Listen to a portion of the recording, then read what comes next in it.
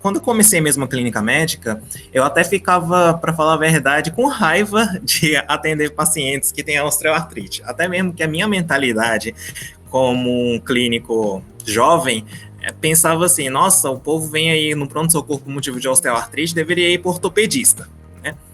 Depois que eu percebi que realmente é uma doença para clínica médica, então você deve saber realmente tratar um paciente com osteoartrite se você é um clínico bom. Então, se você quiser realmente ser um clínico bom, você deve saber o manejo de osteoartrite, inclusive diagnóstico de osteoartrite, né? E isso realmente é, até que chega ao ponto de uma cirurgia, é um manejo clínico. E um clínico costuma conseguir saber melhor tratar e manejar esse tipo de problema do que um ortopedista, enquanto o problema seja clínico. Claro que vai chegar um momento que possa ser cirúrgico? Pode. Aí um ortopedista é um cirurgião, portanto você vai encaminhar para um ortopedista. Mas até aí, o tratamento é totalmente clínico. E realmente o especialista em relação a isso é reumatologista e geriatra, né? Que são médicos de idoso e médicos de juntas, né? O que me chamou mais atenção é a quantidade de gente que vinha no pronto-socorro por motivo de dores, seja dores nas costas, seja dores no joelho, seja dores nas mãos.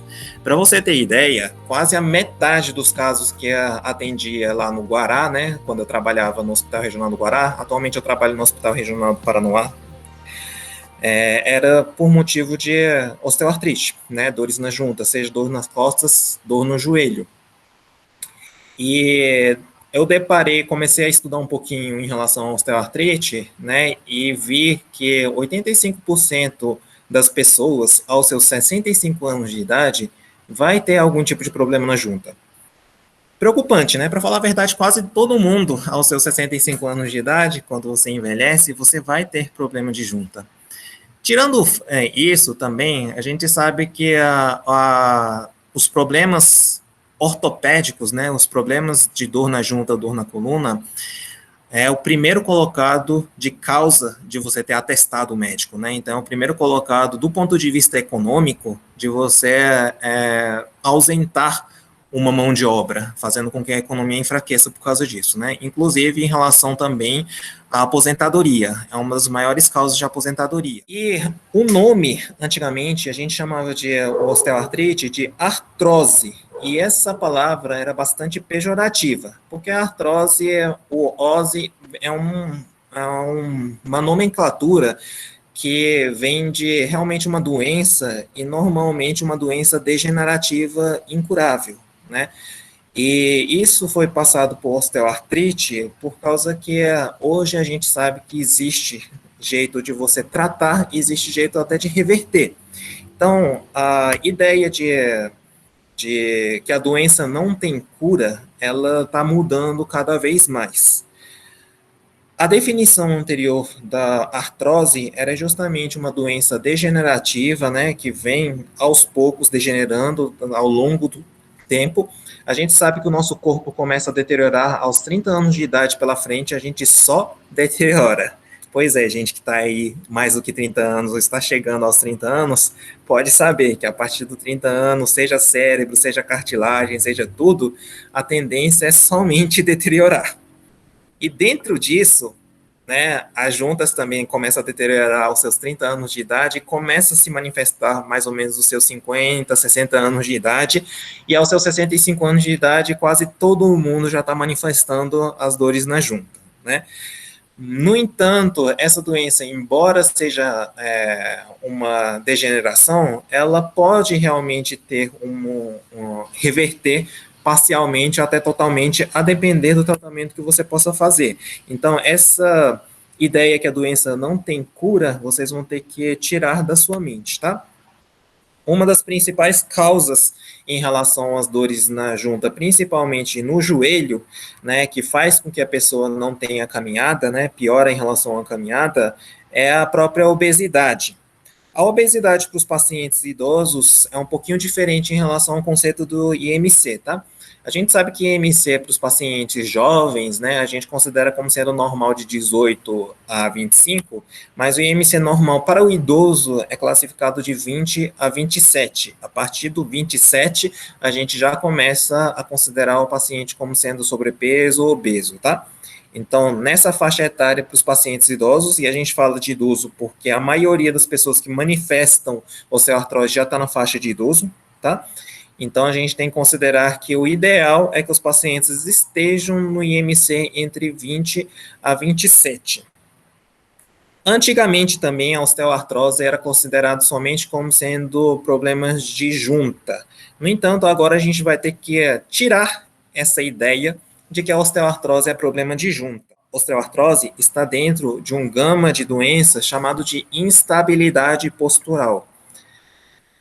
Esse nome bonito, na realidade, só significa que o paciente cai, né? Tem dor no joelho, joelho falha e o paciente cai por causa disso. Qual é o problema? Uma das maiores mortalidades dos pacientes idosos é queda, né? Inclusive, mais do que infarto ou derrame, a queda chega a ser causa de mortalidade maior, morbimortalidade maior, tá? Metade dos pacientes que teve queda e fratura vão ter algum tipo de sequelas, né? Sequelas de movimento.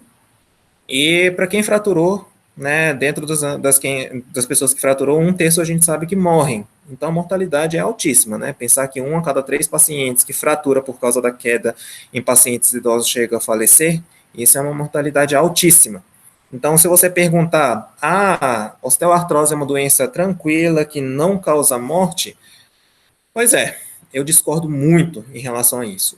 Ela pode matar, e muito bem, se você levar uma queda por motivo da osteoartrose, né? Então, a queda pode fazer com que tenha fratura, e gerando fratura, você tem uma mortalidade que chega até ser 33%. Então, a gente pode até dizer que a osteoartrose tem uma alta mortalidade, né? Não é uma questão só de morbidade. De morbidade é disparado. Se você for ver, é um dos maiores motivos de vinda nos pronto-socorro, maiores motivos aí de ausência no trabalho, maiores motivos de aposentadoria. Mas em relação à mortalidade, também ela tem a sua mortalidade aumentada por causa da instabilidade postural queda. A dor é uma das causas de delírio em pacientes idosos, né, mais de 60 anos de idade. Então, o simples fato de você não controlar muito bem a dor para o paciente pode começar a ter alucinações visuais e alucinações auditivas. O povo acha que não está conectado, mas o corpo é conectado em tudo, né? Não só o fato de instabilidade postural causar morte, fraturas, mas também a própria dor pode fazer com que o paciente, dor crônica, tá? A própria dor crônica pode fazer com que o paciente comece a fugir da realidade. Isso é um meio de defesa do corpo, né? O corpo começa a fugir da realidade para fugir da dor e começa a ter alucinações visuais, alucinações auditivas e o paciente entra em uma confusão mental flutuante. Isso tudo por causa de uma osteoartrose. Então, a osteoartrose, na realidade, é uma doença sistêmica. Ela não só está na cartilagem, assim como da cartilagem vai para o desgaste ósseo, né? Assim como vai para o desgaste de tendão, músculo, gera inclusive atrofia muscular, já que o paciente que tem dores passam a não usar o músculo, começa a atrofiar muscular, gera queda, gera fraturas, inclusive morte, e as dores podem gerar delirium, né? Que é essas confusões mentais e alucinações. Não ache que é simplesmente uma doença de cartilagem. Essa doença de cartilagem pode se alastrar em vários problemas daí pela frente. E sempre eu digo, né, dentro da geriatria, a gente sempre fala que a decisão deveria ser compartilhada. Como assim uma decisão compartilhada? Né? A gente não pode pensar que é como antigamente. Médicos antigamente falavam que a decisão era do médico. A gente detém o conhecimento e, portanto, a gente fala de cima para baixo, né? O que deve ser feito em relação ao tratamento. Hoje em dia, se você tentar fazer isso, provavelmente você vai entrar numa falha terapêutica. A falha terapêutica é muito fácil de acontecer, não simplesmente porque o povo requer conhecimento, né? Que todo mundo já está ávido por conhecer. Até mesmo isso é problemático por causa do Dr. Google, né? Que todo mundo está querendo aí vê notícias através da internet, inclusive acha que a internet tem notícias que sejam confiáveis e acabam entrando nessa armadilha. Mas, de qualquer forma, cada vez mais o nosso mundo está sendo um mundo de decisão compartilhada, mundo de informação. E se a gente está no mundo de informação, nós médicos também vamos ter que adaptar em relação a esse mundo, né? E como que todo mundo está querendo saber sobre informação sobre a saúde, da própria saúde, a gente deve compartilhar a informação da saúde com o paciente e a decisão não vai ser mais só da gente, vai ter que ser uma decisão entre nós, o paciente, inclusive a equipe multidisciplinar. Por que disso? Infelizmente, se é uma doença sistêmica, a gente não consegue resolver sozinho. Nós, médicos, não temos capacidade de resolver sozinho uma osteoartrose. Começando pelo fato de que um paciente com osteoartrose, a gente tem que pensar em realmente diminuir o peso, porque o motivo que você fica desgastando essa articulação é por causa de impactos.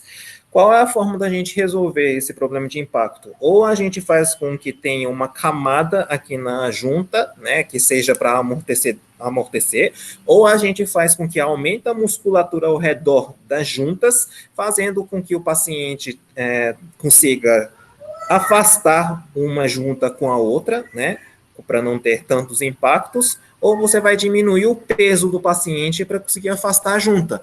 Essa é a forma de uma cura para o paciente, para você não ter esses desgastes e dores constantes, né? É uma forma de você realmente tentar a cura.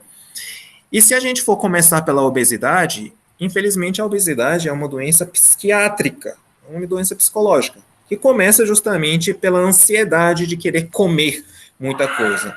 Então, passa pelo psicólogo. Percebe que dentro do tratamento de uma obesidade, o mais importante aqui, na realidade, é como que a gente vai manusear a mente do paciente. E manuseio de mente do paciente é, inclusive, você ser sincero com o paciente, dizendo que realmente a obesidade do paciente está atrapalhando e muito. E uma das formas de curar isso seja melhorar a obesidade. A gente fica pensando muito em relação à dieta, né, com a nutricionista. Melhorar a dieta com o nutricionista para diminuir o peso do paciente é importante? Claro que é importante. Melhorando o padrão de dieta do paciente, o paciente tem mais facilidade de emagrecer, assim como exercício físico. Mas o que falha muitas vezes é na parte psicológica, que a maioria dos pacientes que estão na obesidade é justamente porque não consegue parar por motivo de distúrbios psicológicos. Então, precisa ter um diagnóstico psicológico para esses pacientes. Dentro do exercício físico, claro que pode ser realmente com educação física, né, profissional de educação física, mas entraria o fisioterapeuta, né, e a terapia ocupacional. A terapia ocupacional, inclusive, é importante para você fazer uma adaptação em relação aos movimentos. Então, a terapia ocupacional te educa a forma que você deve utilizar suas juntas para que o paciente não tenha tantas dores e tantos impactos, né? Então, eles mostram como que na sua ocupação do dia a dia a gente consegue adaptar as coisas para que a pessoa não tenha tanta lesão nas suas articulações, né? E, claro, da nossa parte como médico, a gente pode lançar a mão de medicamento para diminuir o peso do paciente. E isso, inclusive, né, o povo fica muito pé atrás, principalmente nos idosos, de diminuir o peso utilizando medicamento, até mesmo porque a maioria dos nossos idosos tem polifarmácia, né, mais do que 5 medicamentos já é classificado como polifarmácia, tá? Então, mais do que 5 medicamentos é muito fácil da gente encontrar em pacientes mais de 60 anos de idade. Então, o povo fica com medo, mas a depender do caso é muito importante você fazer com que trate a obesidade do paciente, que esse tratamento da obesidade do paciente não só melhora em relação à osteoartrose do paciente, mas diabetes, hipertensão e outras doenças também podem melhorar muito. Então, daí um dos pilares do tratamento de um paciente com osteoartrose seria tratamento da própria obesidade. Então, a gente tem que cortar o mal pela raiz, né? Uma das possibilidades é você utilizar fluoxetina. Se você for ver em livros de geriatria, está descrito que o fluoxetina você não deve oferecer para os idosos. Por quê? Porque a tendência dos idosos é realmente diminuir o apetite. Então, como que a maioria dos nossos idosos está com diminuição de apetite, a gente não gosta de utilizar fluoxetina. E a fluoxetina também é péssimo em relação à combinação de medicamento. Então, ela tem uma interação medicamentosa muito forte. Então, fluoxetina a gente só vai utilizar se for um paciente que tenha poucos medicamentos em uso e que o paciente seja obeso mesmo. Mas é uma opção terapêutica que a gente pode utilizar. Eu até recomendo vocês baixarem no seu aplicativo, no seu celular, um aplicativo chamado Epócrates. É um aplicativo gratuito, tá? Esse Epócrates. Você consegue pegar aí em qualquer celular, você abaixa esse aplicativo chamado Epócrates. Inclusive, esse aplicativo você consegue pegar em web mesmo e conseguir fazer análise de interação medicamentosa. É um aplicativo para você saber interação medicamentosa, tá? Então, se o paciente utiliza alguns medicamentos, é sempre interessante você fazer a análise combinatória do seu medicamento fluoxetina com os medicamentos que o paciente utiliza, se é que não tem algum efeito maléfico de interação medicamentosa entre esses medicamentos.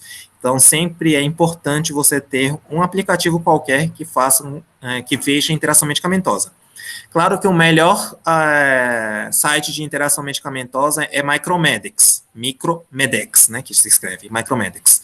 Só que é pago, né? O que é gratuito aí, que dá para qualquer um pegar, é o Epócrates, tá? Que tem aplicativo, inclusive, no celular, é fácil de você utilizar. Outro medicamento que seria interessante é o uso de Orlistat. Orlistat é um medicamento que previne que você absorva gordura, né? E, inclusive, o efeito colateral dela é que você vai fazer diarreia gordurosa, né? Ela tem um comprimido de 120 miligramas, você oferece nas principais refeições que o paciente come, né? 3 vezes ao dia, 2 vezes ao dia, que aí gruda na comida, na realidade faz com que você não consiga utilizar muito bem a bilirrubina dentro do seu corpo, né? Então vai sair uma diarreia gordurosa com a bilirrubina. E isso é o efeito colateral, mas é o efeito esperado para você conseguir diminuir o peso do paciente. Então, sempre tem que avisar o paciente que provavelmente o paciente vai ter diarreia gordurosa, né? Inclusive, tem muitas pessoas que borra cueca, calcinha, tá? Por causa disso, que às vezes sai uma gordura pelo ânus e o paciente nem sequer nota que está tendo essa evacuação. Então, é um medicamento muito incômodo. Sim, é um medicamento muito incômodo. Mas tem muitos pacientes que acabam ficando muito tempo dentro de casa, né? Ainda mais agora, nessa crise de pandemia aí, muita gente só fica em casa mesmo. Então, é uma opção terapêutica interessante em pacientes que ficam muito mais tempo dentro de casa. Para pessoa que é ativo, sai muito, né, não é um medicamento muito interessante. Seria mais interessante, por exemplo, fluoxetina. A fluoxetina é um antidepressivo, né, que a gente oferece, mas ela tira o apetite do paciente. Então, a forma que ela age é tirando o apetite do paciente. Ela tem posologia de 20 miligramas e 40 miligramas, a gente sempre começa com dose muito baixa em pacientes idosos, tá? Então, a gente oferece inicialmente metade do comprimido de 20 miligramas por uma semana, passa depois de uma semana para 20 miligramas, mais uma semana para 30 miligramas, depois de uma semana para 40 miligramas. De semana em semana, a gente aumenta 10 em 10 miligramas. Não é que nem paciente jovem que a gente já pode começar com 20 miligramas e depois passar para 40 miligramas, tá? Então, ela realmente, você tem que ir aos poucos, de 10 em 10 miligramas a cada semana, né, na hora de usar a fluoxetina para o paciente idoso. Claro que se fosse um paciente jovem, você já pode, né, pesar um pouquinho a mão, tá? Mas nunca deixe de progredir, né? Progrida, né? Não deixe de progredir para servir realmente medicamento para emagrecimento. Topiramato é anticonvulsivante, tá? E é um anticonvulsivante que também, como fluoxetina, diminui o apetite. Então, é um medicamento que seja interessante para os pacientes que já tenha algum problema em relação a convulsões, né? Se o paciente já tem convulsão, se o paciente já tem migrânia, é um medicamento interessante para ver se o paciente para de ter dor de cabeça, para de ter convulsões e consiga emagrecer, diminuindo um pouquinho o apetite do paciente, né? Ela, normalmente, a gente começa com 25 miligramas, depois progride para 50, para ver se o paciente diminui um pouquinho. É uma dose muito baixa comparando com a dose anticonvulsivante. Claro, se o paciente tem convulsão, a gente vai ter que aumentar mais ainda, né, as doses, tá? E a liraglutida, que é a Victoza, né, que é aquele uso subcutâneo na barriga, que é utilizado para diabetes. Então, é um medicamento que, se o paciente é obeso e tem diabetes também, é um tratamento que seja interessante, também diminui bastante o peso, né, do paciente, tirando o apetite. E, como eu disse, a partir dos seus 30 anos de idade, normalmente o paciente começa a deteriorar, e o primeiro sintoma, na realidade, de dores, começa aos seus 35 anos de idade, tá? Só que aos seus 35 anos de idade, normalmente a pessoa tem uma vez ao ano de dor, né? Assim, na média, ok? Dor na coluna, dor no joelho, uma vez ao ano, e o povo não sabe que isso aí é uma fase inicial de osteoartrite, que se você está nessa população, então comece a pensar em emagrecer, comece a pensar em atividade, exercício para aumentar a musculatura ao redor dos seus juntas, justamente para aos seus 65 anos de idade você não sofrer tanto, né? Ou você não sofrer realmente. Então, saiba que o início da doença começa nos seus 30, 35 anos de idade. É a partir daí que você deve ficar preocupado em relação à osteoartrose, que fatalmente pode ser a causa da sua morte ou a causa da sua aposentadoria. Então, para isso não acontecer, já comecem a ficar atentos em relação a isso. E esse aqui, em relação à osteoartrose da mão, a gente tem uma regra mnemônica da osteoartrose na mão, que é rock and roll, né? As pessoas normalmente com osteoartrose na mão, as piores locais das dores na junta, na mão, são esses 3 pontos, tá? Então, a articulação do polegar, né? Onde fica a primeira articulação do polegar, a articulação mais distal do indicador e a articulação mais distal do dedo mínimo, né? São essas 3 articulações que são as articulações que é mais envolvida em osteoartrose de mão. Osteoartrose de mão é muito raro de acontecer em homens e é muito comum em acontecer em mulheres. Até mesmo porque o hormônio feminino é um hormônio pró-inflamatório. Então a gente sabe que as mulheres inflamam com mais facilidades, incham com mais facilidades, né? E a mão costuma ser o ponto de problemático em relação a pacientes do sexo feminino e idoso. E isso tem muita associação, inclusive, com a genética. Então, pode ser herdado. Se você tem alguma da sua família que tem osteoartrose nesses pontos aí da mão, então pode ser que você seja, né, uma pessoa. Esse tipo de osteoartrose, infelizmente, com a obesidade não tem nada a ver, né? Assim, claro que tem um pouquinho a ver.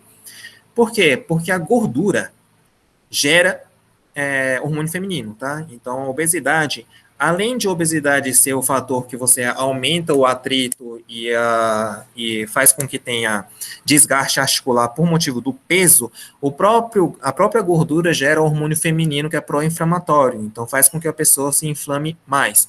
Então, mesmo nesses pacientes, quando você tem uma diminuição do peso, pelo efeito da diminuição do efeito do hormônio feminino, faz com que melhore um pouquinho a dor? Sim, faz com que melhore um pouquinho a dor e a inflamação.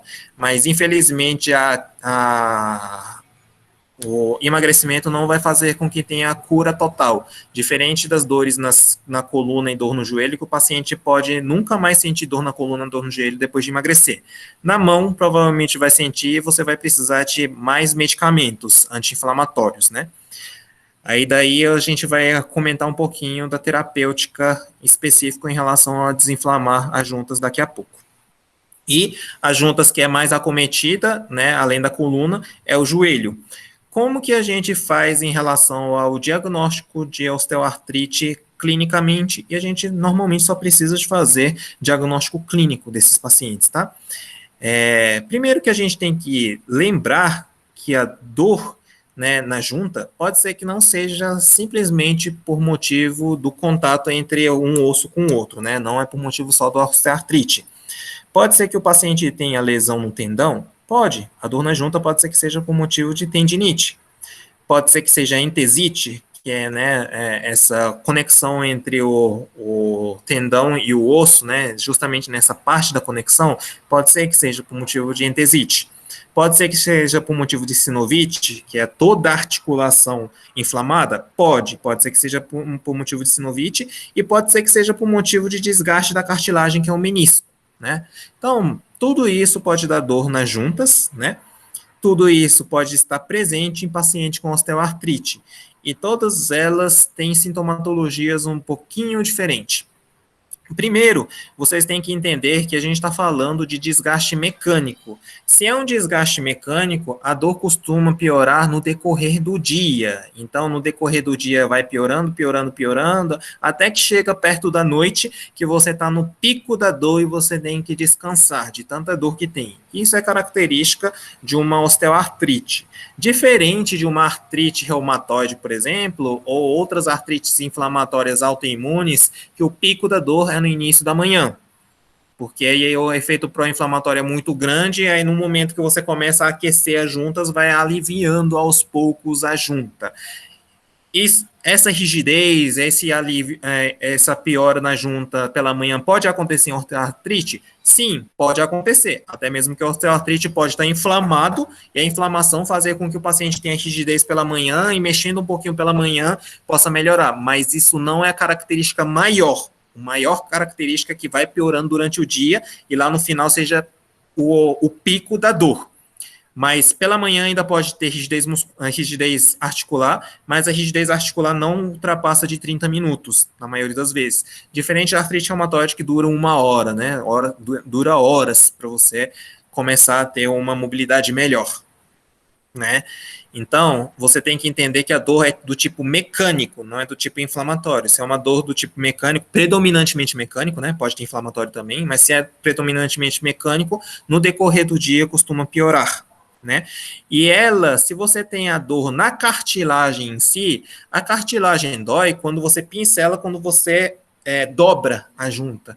Então, é uma dor maior quando você dobra a junta. Inclusive, você pode fazer com que tenha dor no movimento passivo, né? Já diferente da tendinite. Tendinite, normalmente, a gente só tem dor quando você estira o tendão passivamente. Então, tem dor no movimento passivo? Tem. Se você estirar, né, aquele tendão, puxar aquele tendão passivamente, tem dor. E assim como você movimento ativo, tem dor. Mas movimento passivo do outro lado, não tem dor. Já no caso de, se fosse junta, em todos os movimentos de empurrar, você vai ter dor. No movimento de esticar e estirar, você costuma não ter tanta dor em questão da cartilagem. E subir e descer da escada também, como que você, na hora de dobrar o joelho ou na hora de você ter impacto, de pressionar, é o momento que você tem mais dor na hora da cartilagem. Já no caso de um paciente que tenha, por motivo de tendinite, às vezes o paciente sente mais dor na hora de esticar a perna ou depois de você tentar subir a escada, né, na hora de subir a escada, na hora de você colocar força muscular. Então, perceba que tem um pouquinho de diferença em relação à tendinite, né, e em relação à dor na cartilagem clinicamente, né. Isso tudo, clinicamente, a gente já consegue fazer o diagnóstico. Se o paciente está tendo com tendinite, se o paciente está tendo condrite mesmo, né, osteoartrite dos condróceros em si, ou se o paciente está tendo realmente inflamação. Tá? E a depender disso aí, vai diferenciar se o seu tratamento vai ser mais anti-inflamatório, se o seu tratamento vai ser mais simplesmente controle de dor e melhorar a musculatura e colocar algum suplemento no joelho para ter menos impacto, ou se você vai fazer um tratamento para tendinite, que na maioria das vezes você vai fazer com que tenha relaxamento muscular, né? Relaxando o muscular, o tendão não vai ser trancionado tanto assim e vai melhorar as dores também. Então, para tendinite, você vai pensar tanto no anti-inflamatório quanto em relaxamento muscular. Para condrite, você não vai mais pensar em tanto relaxamento muscular, não vale muito a pena você oferecer relaxante muscular, mas talvez você vai precisar de oferecer anti-inflamatório se for um paciente que tem muita dor e rigidez durante a manhã, que é uma tendência de inflamação, né? É um sinal de inflamação, assim como sinais flogísticos, né, que a gente fala que os sinais flogísticos são as palavras do goiano, né, que fala dor, rubor, calor, perda de função, todos esses aí que enrola a língua, é o que são sinais flogísticos que a gente fala, né, então tem perda de função, tem dor, tem calor e tem rubor, aí você vai ter que pensar na possibilidade de utilizar anti-inflamatório, só que eu tô falando pensar, por quê? Infelizmente, idoso tem várias pessoas têm problemas de coronariano, né? E tem pessoas que têm problemas renais em pacientes idosos, né? E nesse caso, o anti-inflamatório vai fazer com que tenha maior risco de ter infarto, tem maior risco de você ter insuficiência renal. Então, na maioria das vezes, fica mais difícil da gente oferecer anti-inflamatório para esses pacientes, mas você tem que pensar na possibilidade do uso de anti-inflamatório para esse tipo de sinais. Já em casos que você está percebendo que a sintomatologia é muito mais condrite, né, desgaste dos condrócitos, você vai realmente pensar em mais diminuir o peso do paciente, fortalecer a musculatura para espaçar e talvez você infiltrar alguma coisa aqui no meio, que normalmente a gente oferece preenchimento de ácido hialurônico para ter menos impacto no joelho. São essas coisas, a diferença do tratamento vocês conseguem visualizar que é gritante. Então, não é simplesmente oferecer remédio para dor anti-inflamatório, não. Né, você vai ter que saber se o problema principal é tendão, se o seu problema principal é realmente a articulação, né, a parte cartilaginosa, ou se o paciente está tendo inflamação da sinóvia, né, que é a sinovite. Isso vai fazer muita diferença. E esse aqui eu trouxe uma reportagem aqui da Folha de São Paulo de 2010. O Brasil é o terceiro pior lugar para morrer. Né? Por quê? Porque o médico não sabe controlar a dor. Legal, né? O tratamento dado para os pacientes terminais só ganha na Índia e de Uganda na análise feita com 40 países. É né, eu diria que é uma vergonha isso acontecer no Brasil, que é um país relativamente rico, considerando os países africanos e considerando os países da América Latina, né, que foi visto aí o tratamento. E o principal motivo é porque as pessoas não sabem controlar a dor, né? Isso, principalmente os médicos não sabem controlar a dor. E daqui eu vou fazer algumas perguntas para vocês, vamos ver se vocês realmente sabem controlar a dor, né? Primeira pergunta: dipirona e paracetamol dá gastrite? Pensem, não precisa responder porque essa aula está sendo gravada. Mas utilize na sua mente, pense bem, se essa dipirona e paracetamol, realmente, será que dá gastrite? Pior que dá.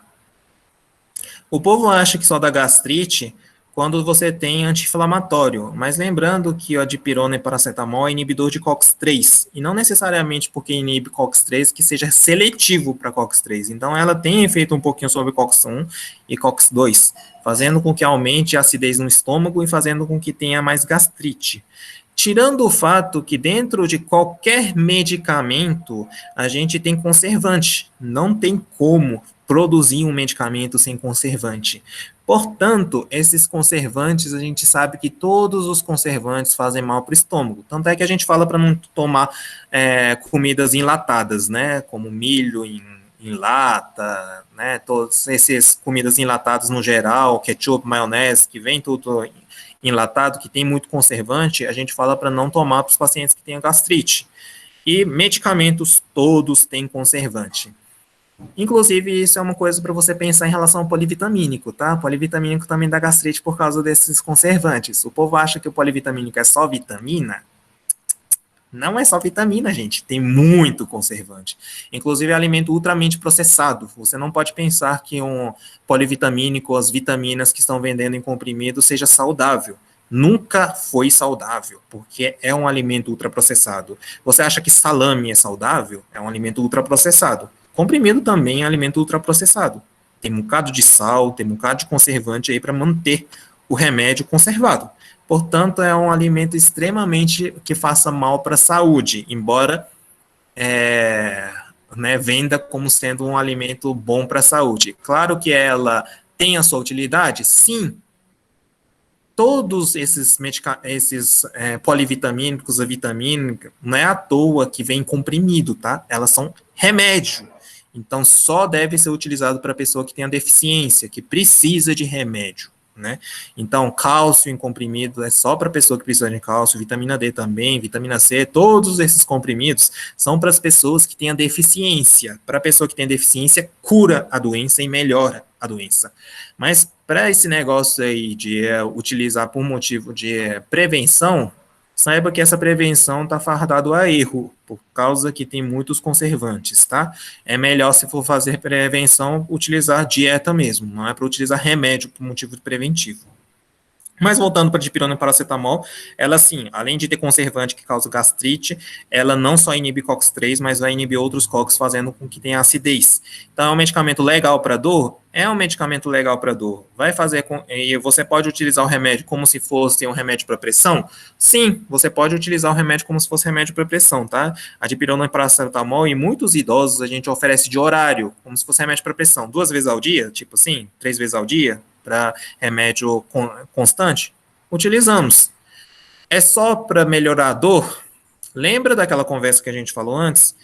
Não é simplesmente só para melhorar a dor, não, tá? Se você melhorar a dor, melhora a mobilidade do paciente. Então, isso pode prevenir que o paciente tenha queda e morte por causa da queda.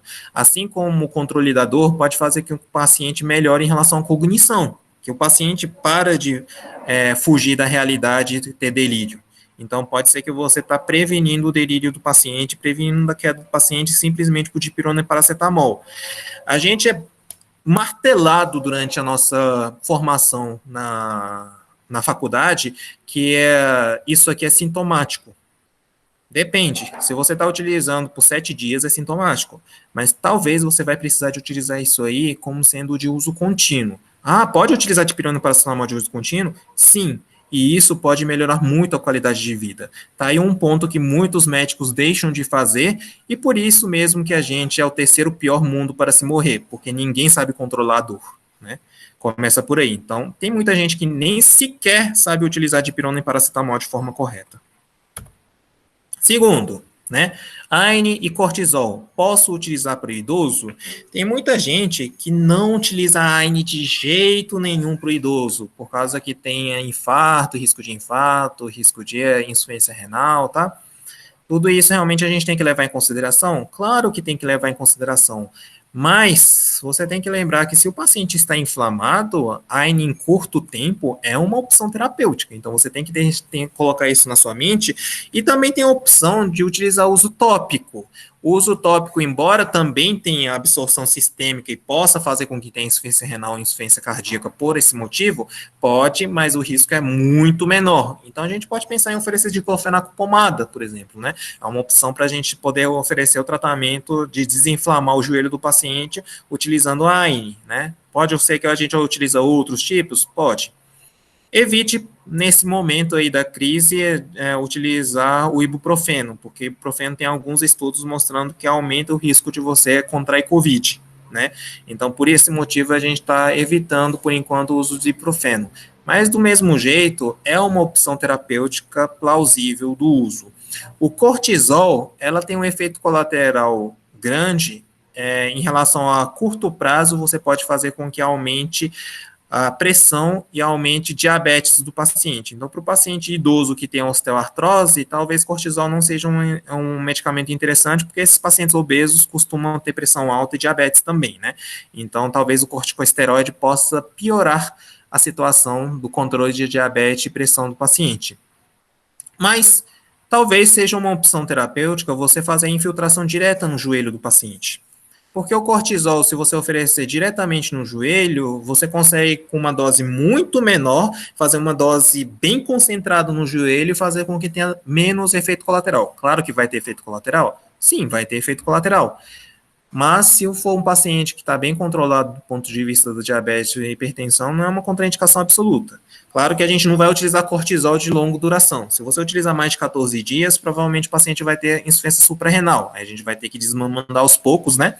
E a insuficiência suprarrenal, junto com isso, você pode causar osteoporose, aumentando mais a fratura do paciente, né? Então, risco de aumento de fratura do paciente, você vai inchar o paciente, fazendo com que o paciente fique com mais peso. O inchaço pode fazer com que o paciente tenha mais facilidade de ter queda, né? Inchaço na perna pode fazer com que o paciente tenha queda e fraturar mais ainda. Então, a longa duração, cortisol quase nunca, mas em curta duração talvez seja um tratamento interessante, e o cortisol intraarticular pode fazer com que o paciente tenha uma melhora clínica durante alguns meses, né? A aplicação não é só 1 semana, 2 semanas que melhora, não. A aplicação intraarticular mesmo pode fazer uma melhora de meses, tá? Então, pode utilizar para idoso, a depender da formulação de pomada ou intraarticular, possa ser um tratamento interessante. Mesmo sistêmico, em curta duração, pode ser um tratamento interessante. Então, a gente não vai contraindicar completo. Mas, o cortisol, além disso, em curta duração, pode fazer com que o paciente tenha delirium. Então, em idoso, o paciente pode delirar por motivo do uso de cortisol, porque cortisol é hormônio de estresse, e o hormônio de estresse pode delirar um paciente idoso, tá?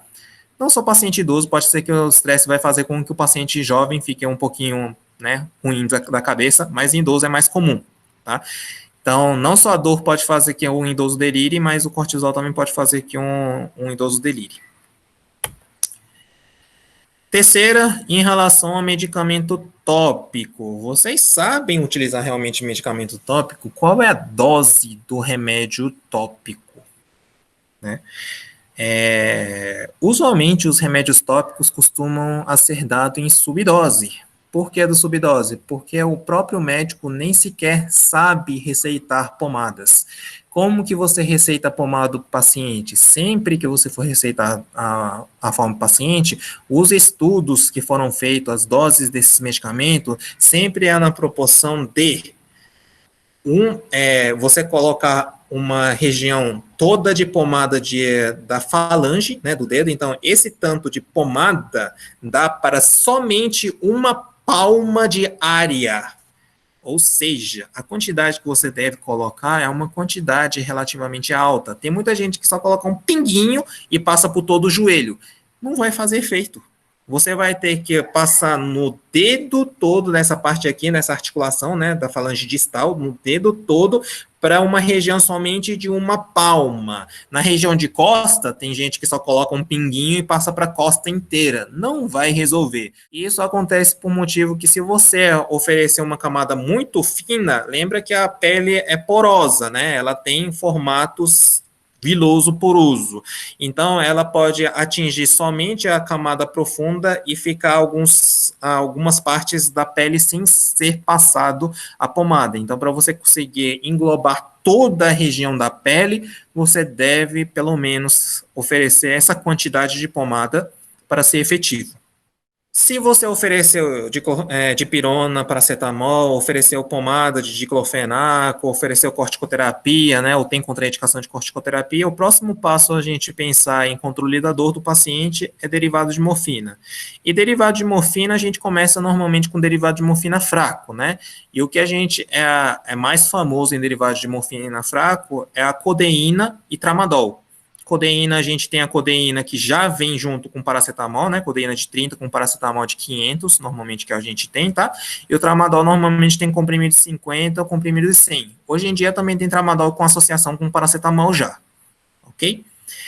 Esses medicamentos têm algumas características que muitas pessoas não conhecem, né?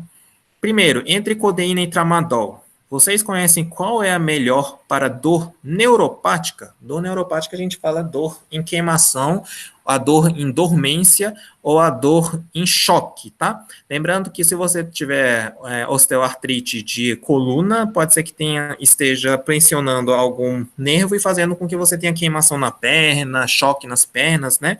Que nesse caso que você sabe que tem uma dor neuropática, queimação. Qual dos dois é superior? Codeína, tramadol ou morfina? Inclusive em relação à morfina. O tramadol é o superior de todos. Por que disso? Porque o tramadol, ela não só age sobre o receptor Mi de morfina, tá? Ela age também sobre os receptores noradrenérgicos. Então, o tramadol age sobre outros receptores neuropáticos, que é noradrenérgicos, fazendo com que o tramadol seja superior em relação à dor neuropática. Aplicou morfina, não melhorou. Aplicou tramadol e o paciente falou que melhorou. Mas isso pode ser simplesmente porque se trata de uma dor neuropática.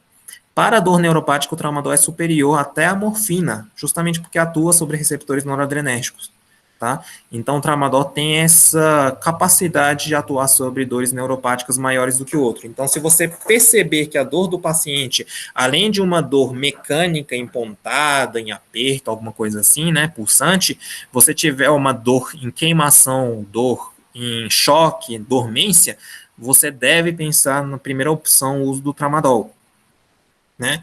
Segunda pergunta em relação a derivado de morfina. Qual dá mais náuseas e qual constipa mais? Tramadol é campeão em relação a náusea e vômito, né? Só que a codeína é campeão em relação à constipação, tá? Então, prende o intestino.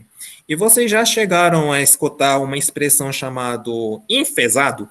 Né? Literalmente, pessoa que fica aí 5 dias sem conseguir fazer cocô, surta, né? Também é causa de delírio, uma constipação, tá? Incrível que pareça, a causa de confusão mental maior de idoso, né, é dor e constipação. E desidratação, né? São essas três causas. Desidratação, dor e constipação é a maior causa de confusão mental. Se a gente resolver isso, muitos pacientes voltam ao que ele era antes, tá? Então, a codeína tem esse problema de constipar muito, né? E o tramadol tem esse problema de vomitar, tá?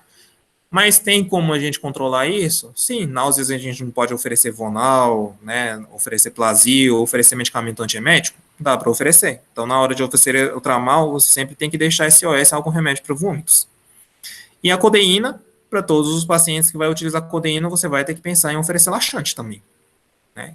Isso é um pensamento comum. Então, se você já sabe quais são os efeitos colaterais do medicamento, você já deve prescrever de SOS para os pacientes os medicamentos que possam resolver esse efeito colateral, né? É uma possibilidade de uso, tá bom? É mais efetivo a dose endovenosa? Essa pergunta, tá? Entre codeína e tramadol, qual tem dose em endovenoso? Para quem trabalha no pronto-socorro, quase todos os médicos sabem que tramadol é o que tem endovenoso. Isso aí é só você trabalhar num pronto-socorro que vocês vão descobrir. Então não é difícil, não. Todos os médicos no Brasil sabem em relação a isso. Mas o errado é em relação à efetividade. Dar na veia sempre é mais efetivo?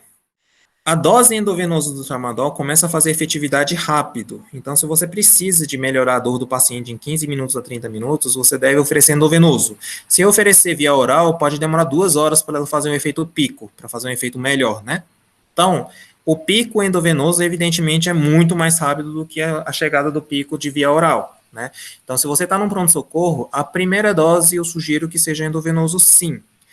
Só que em relação à efetividade, infelizmente, os endovenosos costumam ter tempo de meia-vida mais curta. Então, ela atua menos tempo. O tramadol costuma atuar aí no endovenoso entre 4 a 6 horas. Já o tramadol via oral costuma atuar aí entre 6 a 8 horas. Então, embora ela comece mais lento, ela costuma durar mais tempo.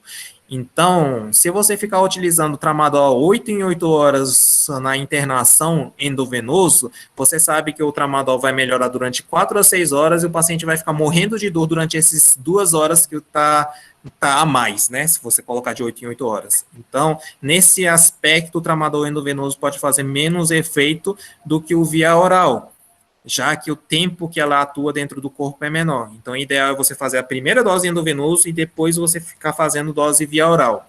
E tramadol é uma das exceções de derivado de morfina tremendo, tá? Porque o tramadol, ela se transforma na passagem no intestino. Então, quando ela passa pelo intestino, ela aumenta a potência. Então, em relação à potência também, o tramadol via oral melhor do que tramadol endovenoso, tá? Então, tramadol via oral, a potência é melhor e o tempo de duração é melhor também. O endovenoso é melhor em relação à velocidade, então ela aumenta, ela já começa a ter efeito muito rápido. Por isso, a primeira você oferece endovenoso e depois você oferece via oral, né? Até mesmo pelo custo, a via oral é até mais barato. Mas, de qualquer forma, em locais normais, vocês devem pensar em oferecer a primeira dose endovenoso e depois controlar com via oral, até mais efetivo e mais duradouro, tá? Qual tem melhor efeito respiratório, codeína ou tramadol? A codeína tem um efeito sobre tosse, tá? Então, para os pacientes que tenham muita tosse, também é um medicamento interessante de você oferecer. Como a gente já falou, né, em relação à escolha do medicamento, até naquela escolha do medicamento de emagrecimento, entre fluoxetina, topiramato, né, Orlistat e o liraglutida, a gente falou que é a morbidade do paciente que a gente vai definir. Aqui também a gente pode definir de acordo com a morbidade do paciente. Se o paciente tiver muita morbidade em relação às náuseas, evidente que a gente vai evitar utilizar o tramadol, né? Assim como se tiver muita morbidade de dor neuropática, a gente costuma escolher o tramadol. Já a codeína também, se o paciente já é constipado, a gente deve evitar. Só que se o paciente tiver muita morbidade de tosse, sei lá, um paciente depelcítico, né, a gente pode pensar em uso da codeína, né, como sendo a primeira escolha para melhorar em relação à tosse do paciente. Então, tem um efeito melhor de anestesia respiratória, fazendo com que melhore a tosse de espinha do paciente, tá bom?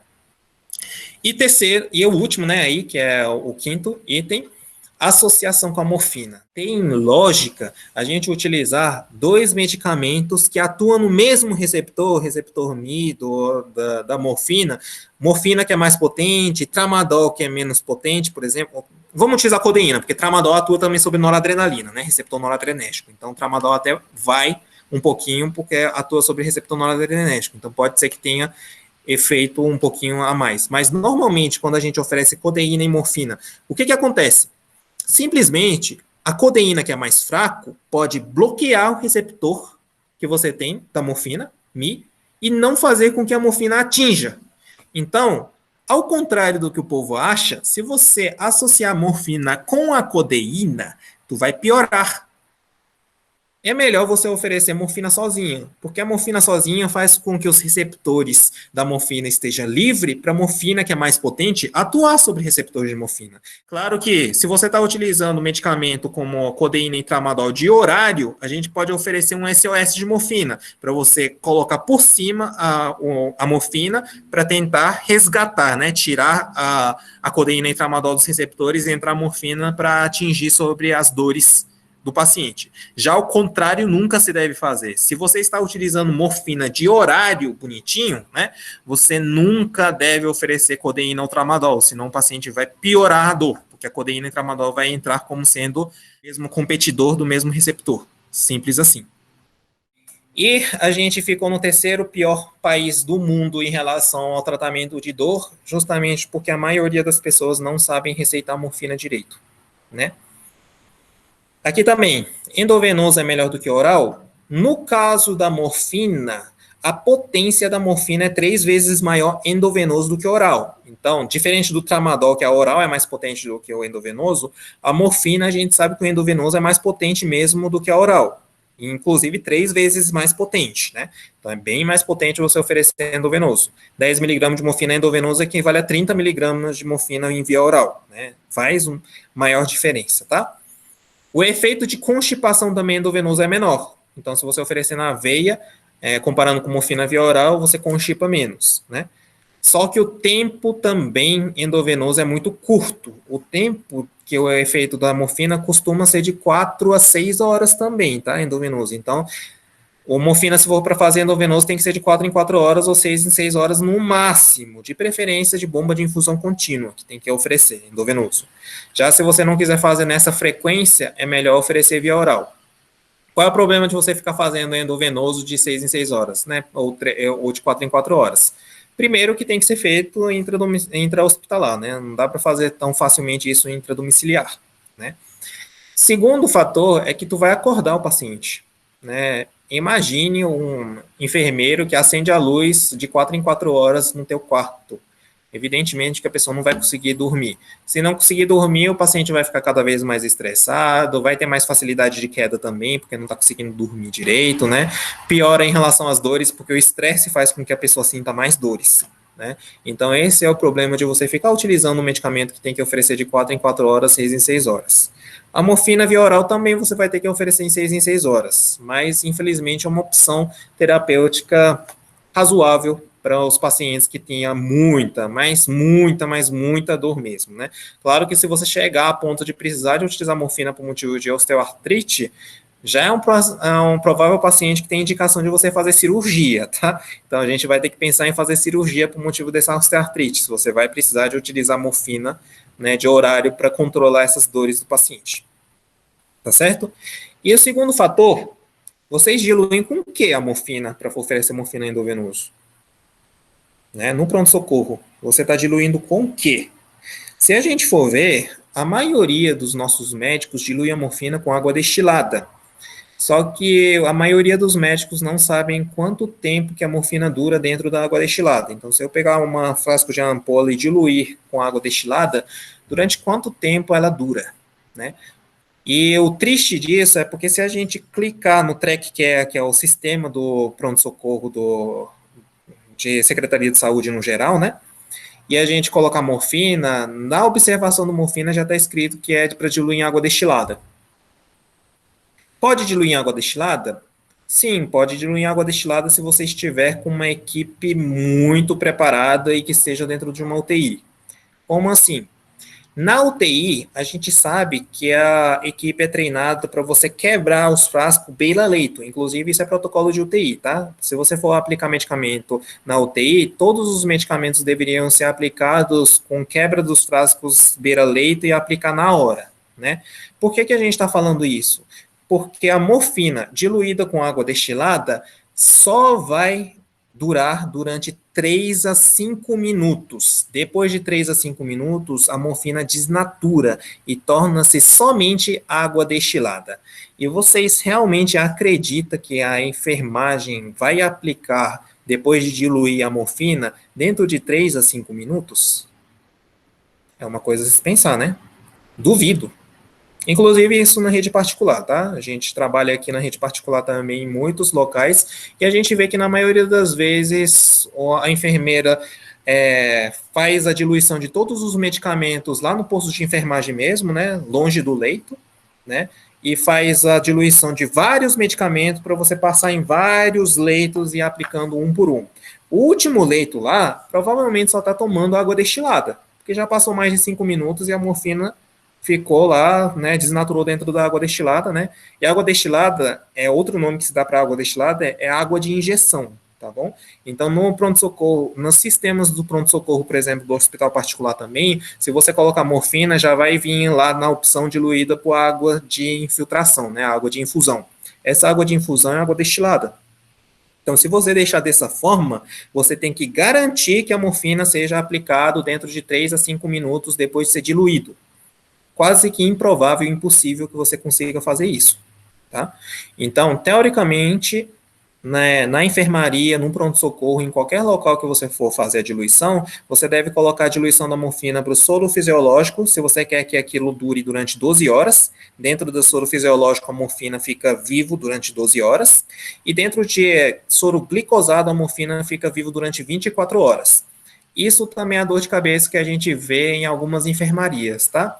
Quando a gente oferece bomba de infusão contínua de morfina, a gente vê muitas vezes o povo colocando, sei lá, né, no soro fisiológico lá para ficar correndo em 24 horas. Gente, nas primeiras 12 horas vai ser uma maravilha. Soro fisiológico com morfina, né, atua durante 12 horas, fica lá. Mas depois de 12 horas, se você não trocar aquele soro com morfina, ela vai estar desnaturado. Então, os outros 12 horas o paciente vai ficar morrendo de dor. Portanto, se você quer utilizar em bomba de infusão contínua durante 24 horas, tem que diluir em soro glicosado, não pode diluir em soro fisiológico, né? Água destilada muito menos, tá? Mas no pronto-socorro, se você vai infundir em bolos, normalmente a gente dilui em soro fisiológico, soro glicosado. E normalmente a gente dilui uma ampola em 9 ml, para dar no total 10 ml, tá? Uma ampola tem 1 ml, mais 9 ml, 10 ml. E no pronto-socorro, normalmente a gente aplica de 3 a 4 ml, né, para dar 3 a 4 gramas de morfina. O que é 3 a 4 gramas de morfina? 3 a 4 gramas de morfina endovenoso equivale a 10 de via oral, né, que a gente sabe que é o triplo. A morfina tem endovenosa, é o triplo da morfina via oral. Então, equivale a um comprimido de 10 miligramas de morfina, tá? Esse 3 a 4 miligramas de morfina endovenoso equivale a um comprimido de morfina de 10 miligramas, ok? E um comprimido de 10 miligramas de morfina equivale a 100 miligramas de tramadol. Em outras palavras, efetividade de ampola de 100 miligramas de tramadol equivale à efetividade de morfina de 3 a 4 miligramas, tá? Então, se a gente está querendo, se foi refratário a tramadol de 100 miligramas, a gente tem que pensar em oferecer mais do que 3 miligramas de morfina, né? Vai ser 4 miligramas, 5 miligramas de morfina.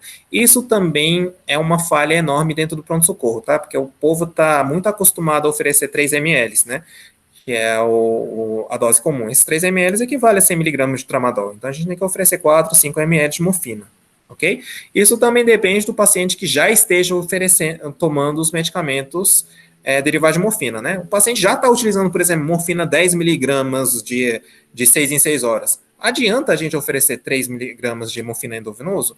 Não, porque o paciente já está utilizando isso e ainda está sentindo dor. Então, vai ter que oferecer uma dose um pouquinho maior do que isso, né?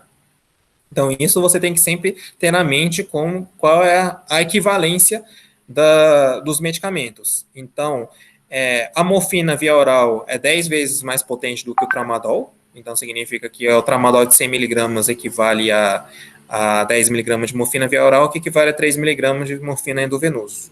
Essas são as coisas que você vai ter que pensar e saber, tá? Na hora de tratar. E, finalmente, a possibilidade de você utilizar os antidepressivos como tratamento da dor, né? Os antidepressivos que atuam sobre a dor, os antidepressivos a gente oferece para dor neuropática. Assim como o tramadol, que a gente falou de dor neuropática, a gente oferece os antidepressivos para atuar sobre receptores noradrenérgicos. Então, tem que ser medicamento que atua sobre receptor noradrenérgico para o antidepressivo servir como analgésico, né? Para servir para dor neuropática. E quais são os antidepressivos que atuam sobre dores neuropáticas?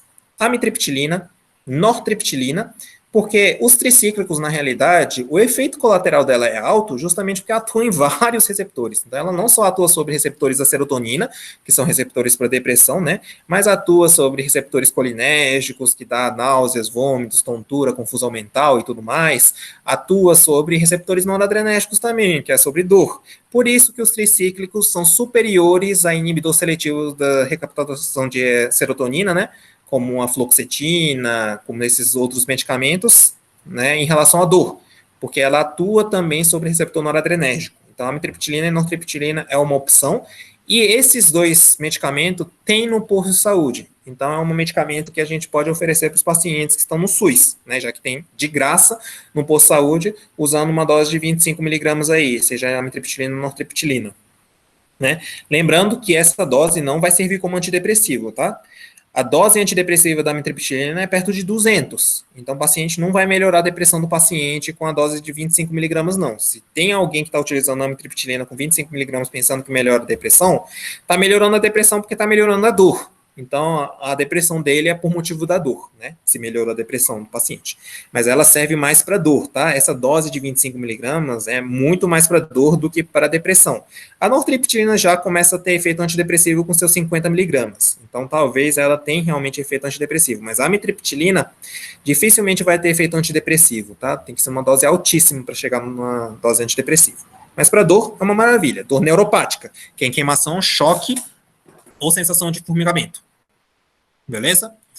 Mas, infelizmente, como que a amitriptilina e a nortriptilina atua sobre efeito colinérgico, né, acetilcolina, então ela tem muitos efeitos colaterais sobre o intestino indesejável para os pacientes idosos. Então, constipa, a maioria dos pacientes está constipado já, né, os idosos já estão constipados e constipa, dá náusea e dá delirium e dá demência, né? Então, para os pacientes idosos, é um medicamento que tem muito efeito colateral, por isso a gente deixa de utilizar. Uma coisa é para os pacientes jovens, com seus 40 anos de idade já tem osteoartrite, você pode pensar em utilizar a amitriptilina e nortriptilina mesmo, né?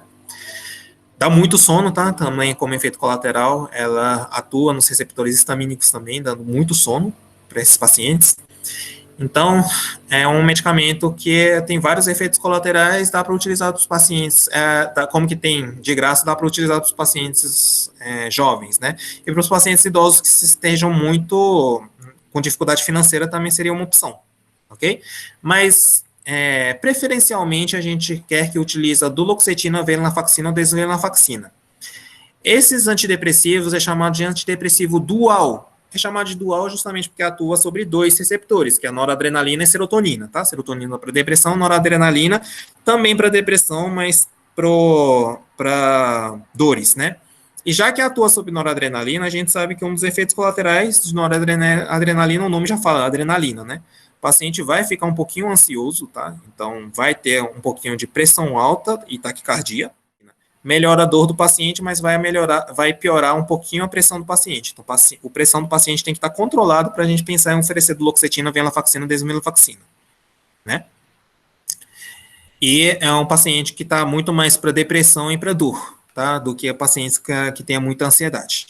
Então, é uma opção terapêutica interessante, tem muito menos efeito colateral, porque não atua sobre acetilcolina nem histamina. Então, não dá sonolência, não dá constipação, não dá náusea e não atinge o cérebro do paciente, não deixa o paciente delirando.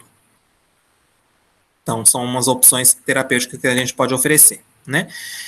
E também tem a possibilidade para dor neuropática, aqui também junto com antidepressivo e tramal. Para dor neuropática, o anticonvulsivante entra, né, na terapêutica. E aí entra a gabapentina, a pregabalina e a carbamazepina, né? Todas elas é anticonvulsivante, mas infelizmente a pregabalina é um anticonvulsivante muito fraco para convulsão, tá? Então, se você quiser controlar a convulsão junto, a pregabalina não vai funcionar. Você vai ter que pensar em uso do carbamazepina ou gabapentina para controlar a convulsão junto com a dor, ok? Só que dentro desse aí, o que tem menos efeito colateral é pregabalina mesmo. Então, se você quer somente utilizar esse anticonvulsivante para dor, aí sim você deve oferecer a pregabalina, tá? A pregabalina para convulsão, ela é para associação, é um medicamento para associar como anticonvulsivante. Ela sozinha não serve muito como anticonvulsivante, tá? Mas dentro desses aí, o melhor seria a pregabalina. Mas, infelizmente, a pregabalina não tem na Secretaria de Saúde. Na Secretaria de Saúde, a gente tem a carbamazepina, que consegue encontrar em qualquer posto de saúde gratuitamente. A gabapentina, a gente também tem na Secretaria de Saúde, mas é na farmácia de alto custo. Então, tem muita burocracia para a gente conseguir pegar a gabapentina, mas tem na Secretaria de Saúde, é uma opção terapêutica. Já a pregabalina, a gente só vai poder utilizar mesmo em pacientes que têm condição financeira de comprar, né? Normalmente, em pacientes que estejam na particular, tá? São 3 anticonvulsivantes, todas elas, evidentemente, que causam sonolência. O pior de todos é a carbamazepina em relação a efeito colateral, porque ela dá muita, mas muita hiponatremia. Então, o paciente pode ter uma hiponatremia severa por motivo da carbamazepina, principalmente pacientes idosos, tá? Embora os outros também podem dar hiponatremia, mas o carbamazepina é o pior de todos em relação aos efeitos colaterais. Ok? Finalmente, além dos medicamentos sistêmicos, a gente tem que pensar em medicamento tópico. E a medicamento tópico de lidocaína, dexametasona e ácido hialurônico são medicamentos assim que têm efeito muito interessante, tá?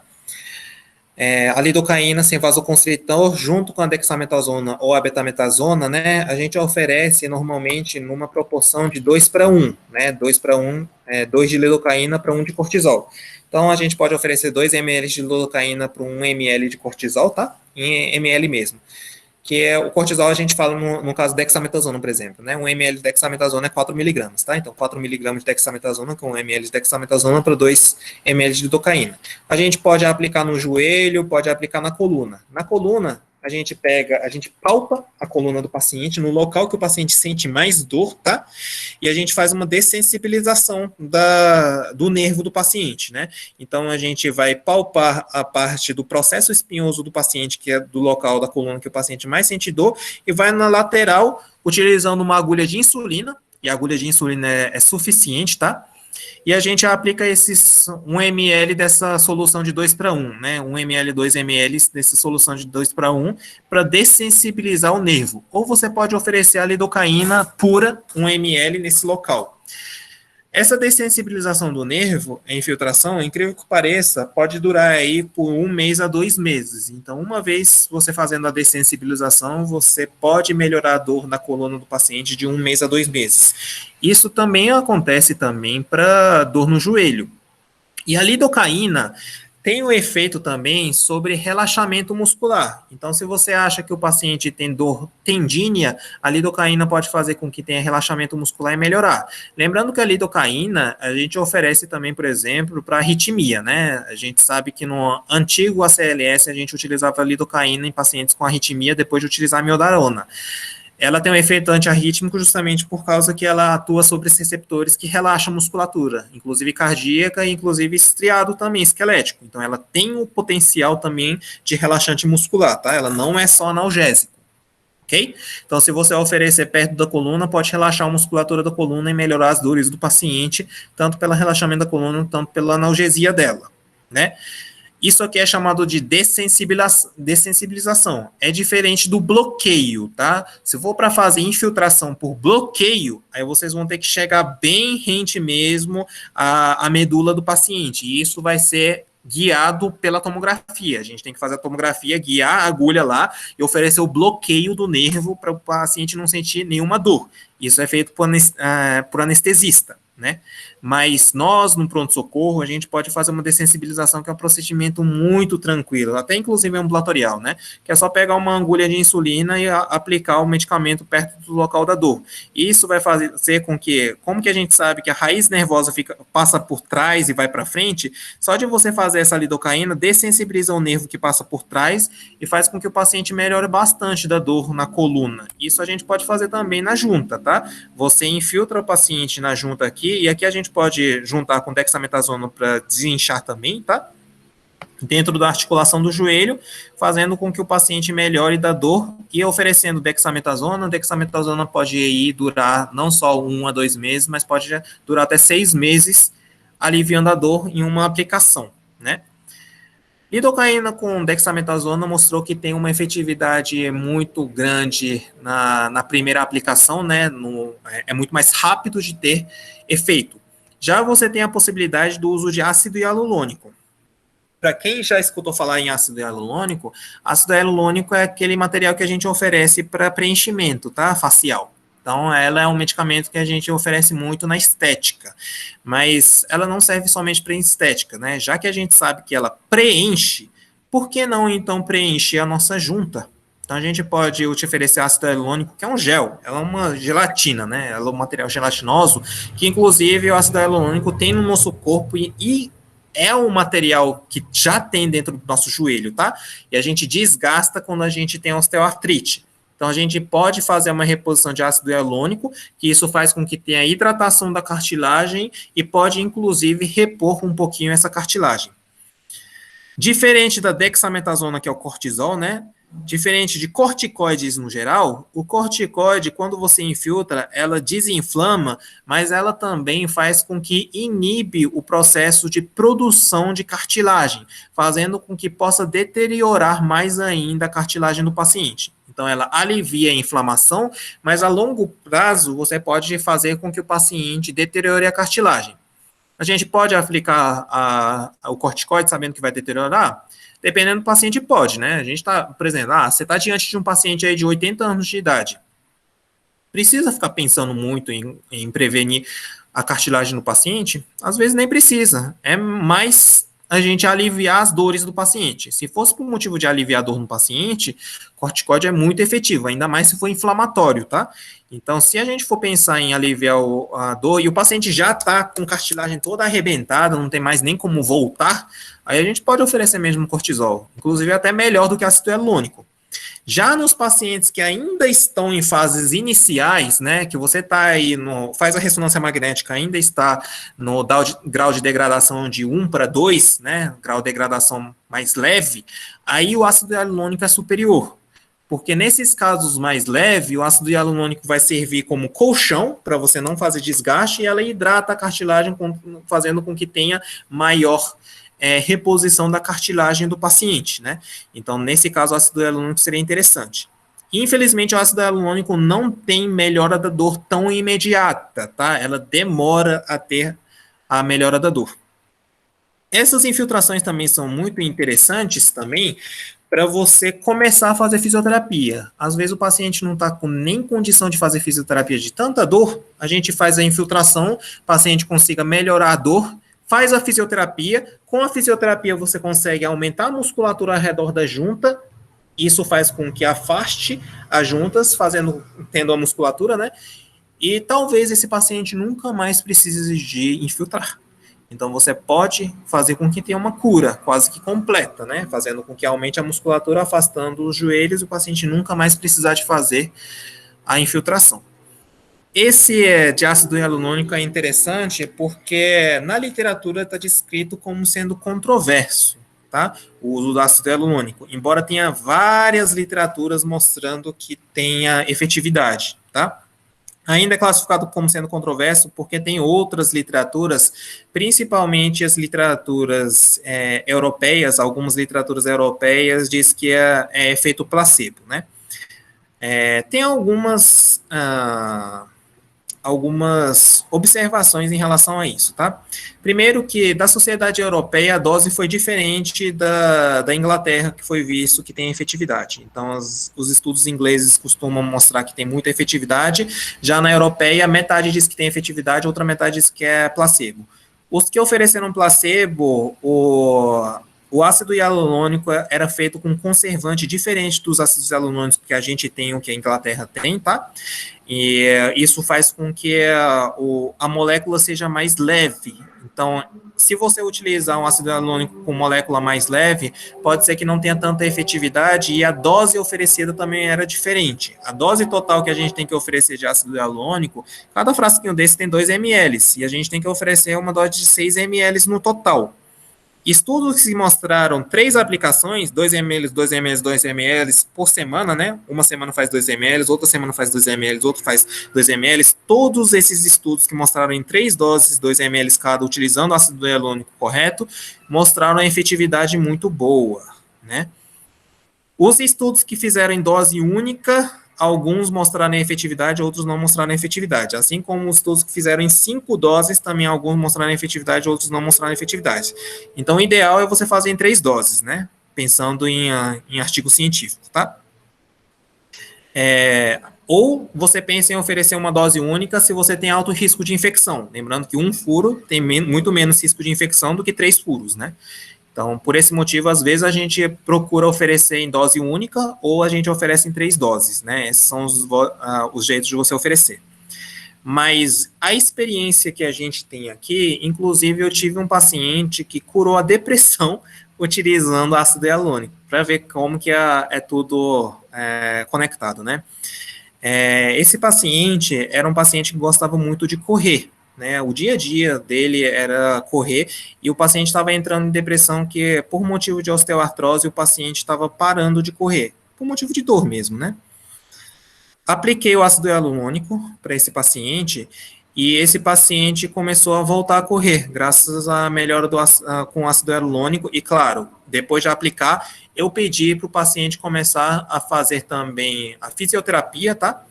Então, a gente pode oferecer a fisioterapia para o paciente, fortalecer a musculatura da perna do paciente, da coxa do paciente para proteger o osso. E, além disso, também, você pode oferecer a glicosamina. A glicosamina a gente não colocou aqui dentro do arsenal terapêutico, porque a glicosamina não é medicamento, tá? A glicosamina é suplemento alimentar. Né? A classificação da glicosamina é suplemento alimentar. A glicosamina é um suplemento alimentar que gruda no ácido hialurônico. Inclusive, no nosso joelho, a gente já tem ácido hialurônico grudado com glucosamina, tá? Isso faz com que sirva como uma mola amortecedor do joelho. Então, para aumentar a efetividade do ácido hialurônico, é interessante você oferecer glicosamina. A glicosamina também, nas literaturas, está descrito como sendo somente para dor, não mostrou efetividade para resolver, né, em relação à artrose, de curar a artrose, mas para dor, a glicosamina mostrou efetividade. Então, junto com o ácido hialurônico utilizando glicosamina, não só a efetividade da dor, mas teoricamente melhoraria também a característica da cartilagem, fazendo com que tenha a cura da cartilagem. E esse paciente, depois de ter utilizado ácido hialurônico e glucosamina, hoje ele está correndo 21 quilômetros, né, e está todo feliz. A esposa veio me agradecer, dizendo que a maior cura do paciente, na realidade, não foi o joelho. A maior cura do paciente foi a mentalidade mesmo. O paciente que estava em depressão profunda parou de ser depressivo, começou a correr, voltar a correr e começou a sair com a esposa, né? Então, o maior agradecimento que eu tive da esposa, na realidade, é porque eu curei a depressão do marido dela, voltando o marido para o esporte que ele sempre gostava de fazer. Então, perceba que tratar joelho não é simplesmente tratar a dor do joelho ou tratar o próprio joelho, né? Você está tratando a mente do paciente, delírio do paciente, está tratando risco de queda do paciente, está tratando tudo do paciente. E a pergunta que não quer calar é a hidroxicloroquina, né? Que hoje em dia tá tão difícil da gente conseguir hidroxicloroquina por causa desse negócio político, né? Da Covid. Mas a hidroxicloroquina também é um anti-inflamatório que utiliza para artrose crônica, tá? Então, se você tem dificuldade de oferecer anti-inflamatório, você ainda quer desinflamar o paciente, para a artrose, embora seja também um pouquinho controverso em relação a risco-benefício, já que a hidroxicloroquina diminui a imunidade, então faz com que o paciente esteja mais fácil de você infeccionar. Inclusive tem risco de cegueira, porque ela gruda sobre o fundo do olho do paciente, né, fazendo com que possa ter risco de cegueira, assim como causar arritmia. Será que tudo isso vale a pena para melhorar a dor no joelho, melhorar dores nas juntas do paciente? Aí você vai ter que pensar no risco-benefício, né? Por exemplo, esse paciente a gente conseguiu até, um paciente antigo do ácido hialurônico, a gente conseguiu até curar a depressão do paciente, né? Então, dependendo do caso, a hidroxicloroquina também entra em arsenal terapêutico. Meu Deus, quanto arsenal terapêutico somente para tratamento de osteoartrite, né? E, finalmente, se tudo isso você não conseguir fazer por motivo de contraindicação ou se o paciente está grave a ponto de utilizar morfina, aí sim você pede para o paciente ir para o ortopedista para fazer o processo cirúrgico. Percebeu que até chegar na cirurgia, até chegar no ortopedista, o quanto que o osteoartrite deveria ter passado por um clínico bem estudado, um reumatologista, um geriatra bem estudado? Então, tudo isso é tratamento de osteoartrite, tá? Então, resumindo, o tratamento de osteoartrite, o tratamento é sistêmico. Então, consiste em diminuir o peso do paciente, seja medicamentoso, seja nutricionista, seja psicólogo, seja terapia ocupacional, fisioterapeuta.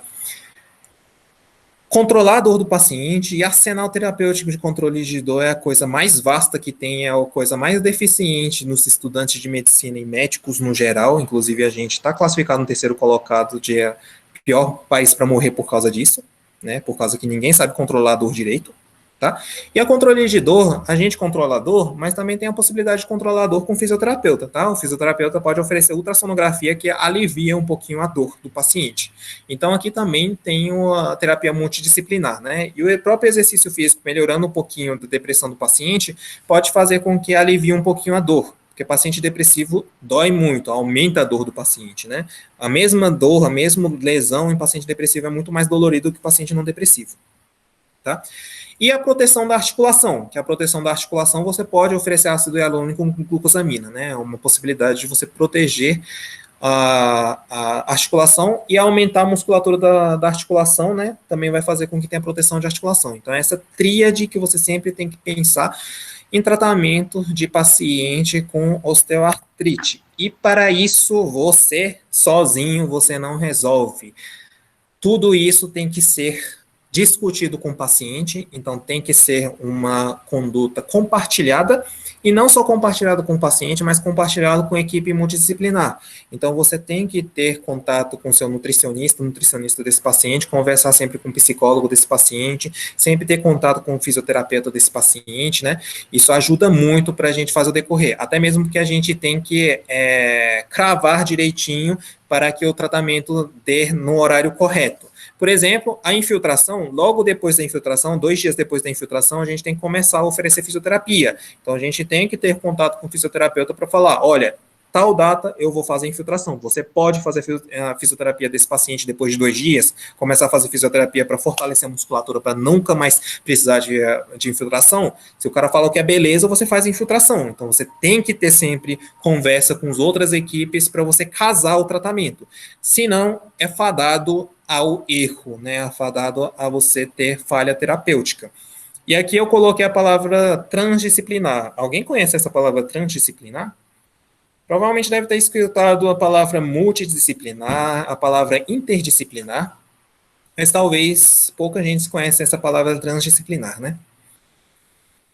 A diferença entre elas é que a multidisciplinar só significa que tem várias pessoas tratando ao mesmo tempo o mesmo paciente, tá bom? Então, tem um paciente, o fisioterapeuta trata, o médico trata, o nutricionista trata, isso é multidisciplinar. Interdisciplinar é aquilo que a gente falou, de você casar o tratamento, o tempo do tratamento. É você casar a aplicação do médico com o fisioterapeuta, você conversar entre a equipe para você ser uma interdisciplinar. Só de você ser interdisciplinar, provavelmente você está superior a qualquer outra equipe, né? A maioria das equipes nem interdisciplinar consegue. Já a equipe transdisciplinar, não só conversar um com o outro, mas você faz um compartilhamento de conhecimento.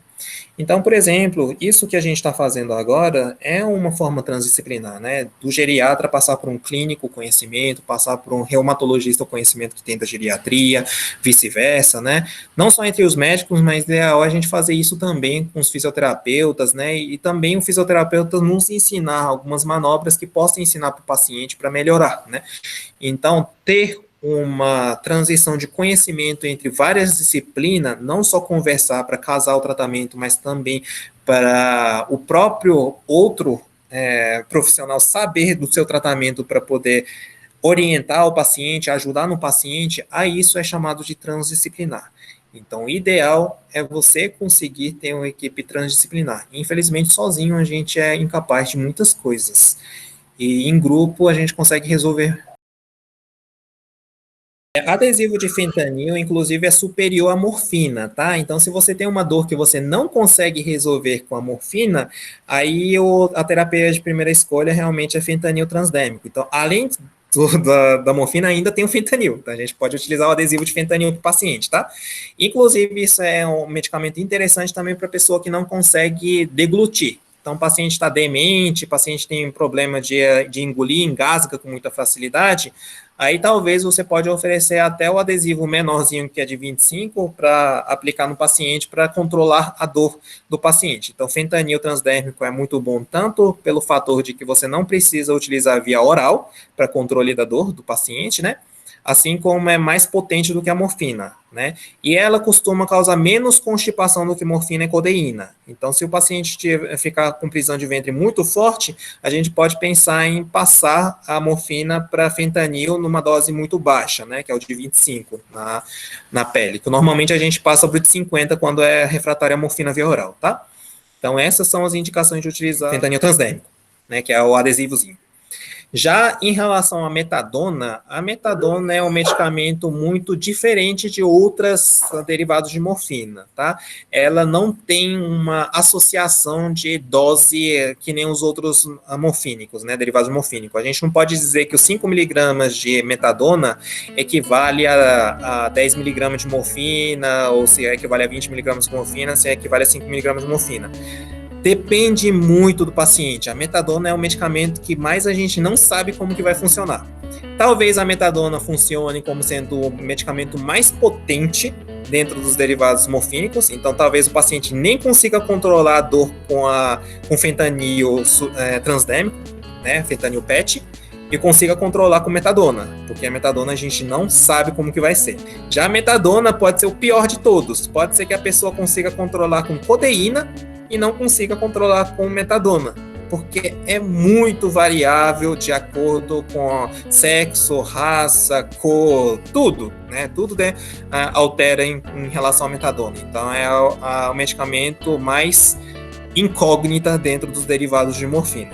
Então, quando que a gente vai utilizar a metadona? Quando nada deu certo e você ainda tem alguma esperança em utilizar a metadona, é uma das possibilidades.